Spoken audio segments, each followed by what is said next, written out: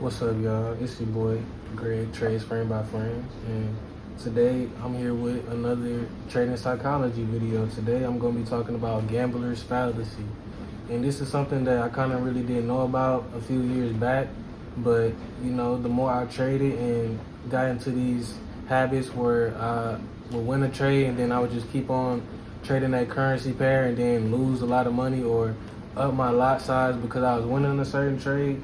That's when I really started to learn what this is and why it really destroyed a lot of my accounts, and it really took a lot of time for me to get my confidence back just because, I thought I was basically I'm going to explain why I got into this mindset and why you might be getting into this mindset and losing a lot of trades and it could be making you upset.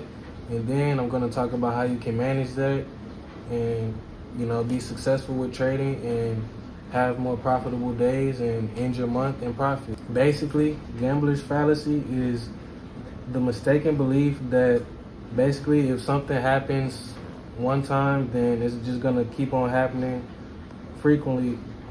Gambler's fallacy is just basically the belief that if something happens one time, then it's gonna keep on happening, or if something happened already, then it's not gonna happen again. So it's basically you just ruling out how a trade is gonna go, or you having this limiting belief on the trade just because of how maybe the history has been going, when really you should actively be watching these trades to see how they go. And a lot of times my worst trades, or the trades that I would just lose the profit on the most, or the trades that I lost the most were the trades that I forgot about, or the trades that I didn't monitor, the trades that I didn't move my stop loss or take profit in. Those were the trades that I lost more money and more frequently. So before you get into a trade, so now that we know what gambler's fallacy is, I'm just going to talk about a few things that can put you in the mindset of having gambler's fallacy. Repeated outcomes, misunderstanding of probability, emotional decision making, peer influence, and previous success or failures. And I'm going to talk a little bit about all of these. Basically, repeated outcomes is self-explanatory. Basically, you get into this mindset that a trade is going to continue doing what it's doing because it's been repeatedly doing that over some days, which by the time you get into the trade, it might drop. So be careful when you get into this mindset. The next one, misunderstanding of probability.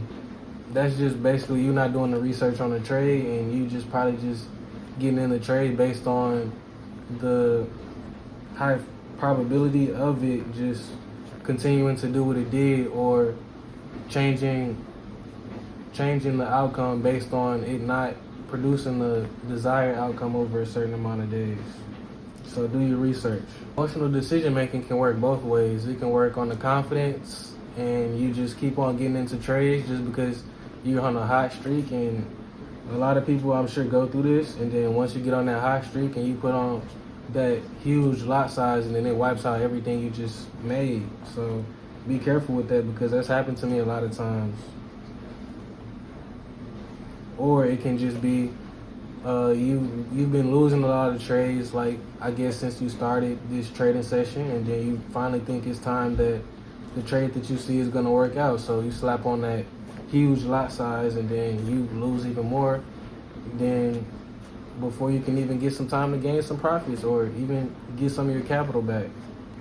Next is just peer influence, and this goes a lot in what I already just previously said, is do your own research.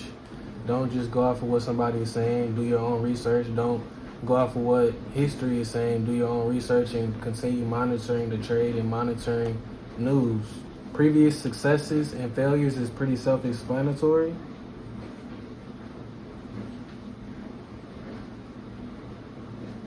Basically, if you've been losing a lot of trades, this is the point in time where you think your luck is going to change. And if you've been winning a lot of trades, then you're going to think that the luck is not going to stop. And you're just kind of like, wow, maybe I can't lose a trade. And then you do a stupid trade, or you put on a huge lot size and that really messes you up. So this is pretty much the different ways of how you can fall into gambler's fallacy. And the only way to manage and get over gambler's fallacy is to educate yourself on the trade. Make sure you know all the news. Make sure you know as much as possible about this trade. Just look into all the analytics and everything that you can that can be measured, and make sure it follows your strategy and don't just go off of what other people are saying. And make sure that you're following your trading plan. Make sure that if you have a trading journal or you're keeping track of your trades, make sure that you keep on doing that. And don't just, leave out the trades that you do because of you falling in this mindset. Make sure that you record all of your trades.